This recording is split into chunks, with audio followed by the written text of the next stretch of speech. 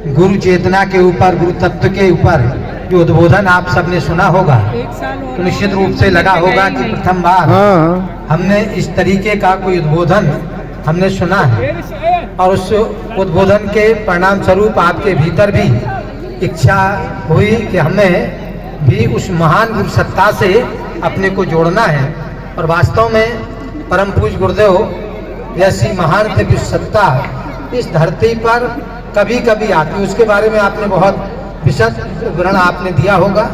बस इतना ही हम निवेदन प्रार्थना करना चाहेंगे। आज का दिन आपके लिए बहुत ही सौभाग्य का दिन है कि आप आज एक ऐसी महान सत्ता को अपना मार्गदर्शक बनाने जा रहे हैं, जो केवल एक जन्म के लिए नहीं, जब गुरु हाथ पकड़ता है तो फिर वो छोड़ता नहीं है, छोड़ता नहीं। और जब तक कि जिस लक्ष्य तक हमको पहुंचना है वहां तक नहीं पहुंचा देता। और उसमें एक जीवन ही नहीं, कई जीवनों तक लगातार, जब तक कि हम अपने लक्ष्य तक नहीं पहुंच पाते। और वास्तव में जीवन का मूल लक्ष्य है आत्म चेतना का, परमात्मा चेतना से यूट्यूब डालेंगे तो गड़बड़ा जाएगा जीवन का। और इसके लिए अनादि अनंत काल से एक काम हमारी यात्रा सतत चल रही है। पर जो हम वीडियो डालते हैं और हर बार कोई भी वीडियो खोल लीजिएगा, जब कभी भी जैसे खोलने के बाद में सब्सक्राइब कर दीजिएगा, तो जहाँ हमारी फोटो बनी होगी लेकिन जब पर कभी जब हम उंगली लगाइएगा आए तो सारा समय खुल जाएगा। भी जैसा कि बताया गया कि जो चित्त में संस्कार नंबर याद रहे ना रहे, वो आप बैठे, आप बैठे, व्यक्ति के जीवन की दिशा का निर्धारण करते हैं। हाँ, वो 8219 को कहाँ से कहाँ ले जाते हैं पता ही नहीं चलता। 8219। और जब व्यक्ति साधना में जुड़ता है तो साधना जब करता है तो वहाँ पर भी संस्कारों में जब आप गायत्री मंत्र बोलेंगे तो कहीं ना कहीं वो भीतर के छिपे हुए संस्कार उभरते हैं, निकलते हैं, कहीं उच्चाटन से लेकर के और कई प्रकार से व्यवधान उत्पन्न होते हैं। तो जैसा बहुत महत्वपूर्ण मार्गदर्शन दिया कि गुरु एक कवर के रूप में हमारी सुरक्षा संरक्षा करता है। गुरु एक टॉर्च के रूप में रहता है। टॉर्च क्या काम करती है? आपको पहुंचना है यहाँ से 1 किलोमीटर दूर किसी स्थान पर, तो 1 किलोमीटर तक टॉर्च आपको वहाँ तक उजिला नहीं करेगी।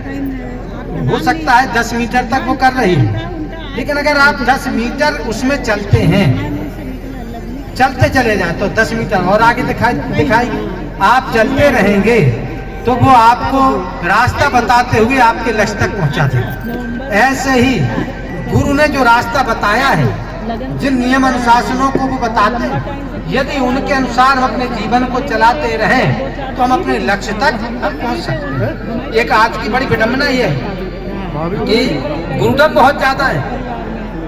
हम और आप भी किसी को भी गुरु चयन कर लेते हैं। थोड़ा कहीं का प्रवचन सुना, कहीं कोई बहुत अच्छी कथा सुनी, बहुत बड़ी भीड़ देखी और देख करके हम प्रभावित हो करके कि नहीं साहब इनको हमें गुरु बनाना है, आपने बना लिया। लेकिन भाइयों बहनों एक निवेदन करना चाहते हैं, जैसे यहाँ आपको यहाँ से लखनऊ से दिल्ली में Mayur Vihar phase 2 block number 3 मकान नंबर 54 इसमें आपको पहुँचना है। और आप एक छोटे से 5 साल के बच्चे से कहें बेटे आप हमको वहाँ तक पहुँचा दोगे, और वो आपसे कहे कि हम आपको पहुँचा देंगे, और आप उसका जैसा वो चल रहा है वो आप उसके पीछे पीछे चलेंगे, थोड़ी दूर में वो स्वयं भटकेगा और आपको भटका देगा। आपसे निवेदन करना चाहते हैं, बड़े बड़े कथावाचक, बड़े बड़े प्रवचनकर्ता, उपदेशक, ये अध्यात्म मार्ग के बच्चे हैं। आपसे निश्चित बताना चाहते हैं, बच्चे, उनको नहीं मालूम कि वहाँ तक कैसे पहुँचना है। और कई बार तो ऐसा हो तो कुछ पहुँच भी जाते हैं, उन्हें रास्ता देखा है, लेकिन वो दूसरे को नहीं पहुँचा सकते। गुरु वो होता है जिसने वहाँ की भूल भुलैयों को देखा है, जहाँ आपको पहुँचना उस स्थान तक वो गया है और वहाँ की जो भूल भुलैया आती हैं उनसे बचाता हुआ, और जहाँ आपकी शक्ति कमजोर पड़ती है वहाँ वो आपको शक्ति भी दे सकता है। ऐसा ही गुरु बनता है। गुरु वो है जो तपस्वी, सब कुछ कल आपको बता दिया गया होगा। गुरु का सबसे पहला गुरु क्या होता है? ज्ञानी होता है गुरु, दूसरा तपस्वी होता है, तीसरा गुरु परमार्थी होता है। ये 3 गुण गुरु में आवश्यक होना चाहिए। गुरु ज्ञानी, ज्ञानी माने उसको आत्मज्ञान और ब्रह्म ज्ञान का होना चाहिए और शास्त्रों का ज्ञान होना चाहिए। आत्मज्ञान ब्रह्म ज्ञान होगा तो वो आपको अनुभूति जन्य ज्ञान आपको करा सकता है, और शास्त्रों का ज्ञान होगा तो आपकी शंकाओं का समाधान वो विधिवत कर सकता है। इसलिए शास्त्रों का ज्ञाता और आपका स्वयं का अनुभूति जन्य ज्ञान, आत्मज्ञान ब्रह्म ज्ञान को उपलब्ध ही आपको ज्ञान करा सकता है। दूसरा, गुरु तपस्वी होना चाहिए, और तीसरा परमार्थी। हम आपसे निवेदन करना चाहते हैं, परम पूज्य गुरुदेव, वैसे बहुत कुछ नहीं, बस अगर उनके 3 जन्मों को ही जो पूर्व के उनके दादा गुरुदेव ने उनको दर्शन कराए। पहला संत कबीरदास जी, जो कबीर पंथ को भी अगर आप जानते हो तो वो कहते ब्रह्म ज्ञान की जितने ऊंचे शिखर पर कबीर पहुंचे थे उतना आज तक कोई नहीं पहुंच सकता। ये उनके उसमें वो ब्रह्म ज्ञानी उस समय भी थे।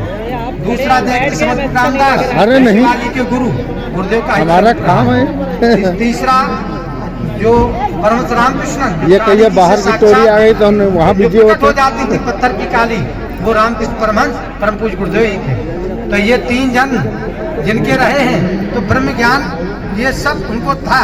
और इस जन्म में आप देखते हैं 4 वेद, 108 6 दर्शन, 20 स्मृति, 18 पुराण, 18 पुराण, 24 गीताएं, योग वशिष्ठ, ब्राह्मण, आरण्यक, योग सूत्र, ब्रह्म सूत्र, जितना अपना संस्कृत का 8 वाङ्मय है उसको सबको उन्होंने हिंदी में अनुवाद कर दिया।